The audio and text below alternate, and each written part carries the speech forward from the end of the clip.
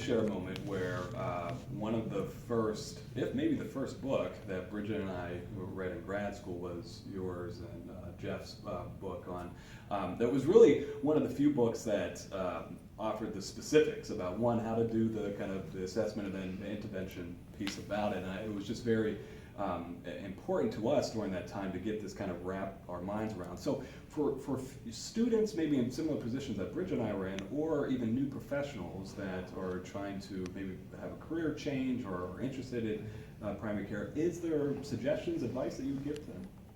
Yeah, I think, you know, we wrote that book because that's the book I wanted to have when I started. Yeah. It was useful. Yes, because I had read so many things that we're kind of talking at a level up here, but it's like, and I'm supposed to do what with a patient? So I think, you know, my advice would be, you know, for folks that are in grad school is to, if you can, try to get the best breadth and depth of training and experience on evidence-based assessments and interventions. Okay. And if you feel uncomfortable in a certain area, maybe that's your cue to go into that area. Being able to go to conferences like CFHA or other conferences that have trainings or workshops on this, and being able to kind of think about things from a biopsychosocial perspective and have the ability to kind of develop your critical thinking skills. Because as you know, people will walk into primary care with problems that, I haven't really seen that one before. So if you're going to critically think about it from a biopsychosocial perspective and a certain theoretical perspective, like a behavioral perspective, well, what's going on? And from behavioral theory, what might I apply to this that is evidence informed?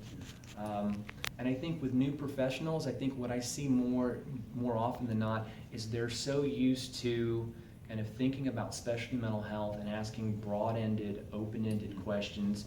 And when you ask a broad, open-ended, ambiguous question, you get a broad, open-ended, ambiguous answer, which may be okay for specialty mental health, but with a PCBH model of service delivery doesn't work so well. So even while they're training in grad school, unless their supervisors are telling them, oh, no, or while they're new professionals and they're not quite fully into primary care, starting to think about, well, how can I ask my patients questions in a different way? How can I ask them very specific yes, no, or menu choice questions? I can still ask them open-ended questions, but how can I interact with my patients in a different way?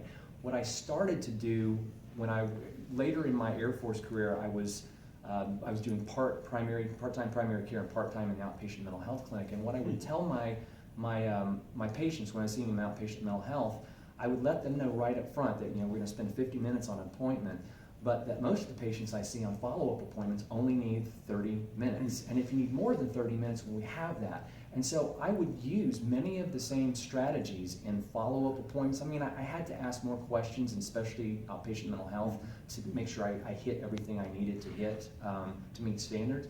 But even practicing that, especially mental health, can you ask questions differently? Can you intervene in a different way than you thought? And that's sort of what we wrote in the book. How might you ask questions and intervene in a way that's evidence-based, that the literature suggests would get you those kind of answers? So even toying with that in graduate school or as an early professional, and knowing that you're probably going to have to think differently and work differently than you were trained in graduate school or as you worked as an early professional, to be as successful as you can be in primary care. You know, I love what you just said there, because I think, you know, especially for students that are going through different practical rotations that obviously are not going to be probably 100% in primary care, but still maybe practicing within those settings the same way that you would in primary care, still kind of using some of the skills and intervention. That's really neat. When I was training interns, they would have a rotation with me in primary care, and I would, in 1 month, I would teach them how to do the 5-ACE model, and they practice, and I'd give them feedback, and they would leave that rotation where I felt confident that if they went out on their own, they would be delivering good standard care. And the consistent feedback that we got was when they went back to their specialty mental health rotations, they felt so much more efficient and effective in terms of collecting all the information they needed to in that first 60-minute appointment. starting a patient on a treatment plan and being able to follow up with them in a specific way that they really hadn't before. You know, they got to the end of their first appointment and said, well, let's think about this and let's come back, and they were actually able to intervene right there in that first appointment, especially mental health, whereas before maybe they took them, you know, a second or a third appointment before they'd actually start something. Almost like we need to advocate to APA to get this as a core competency. Core competencies? Yeah. That's crazy.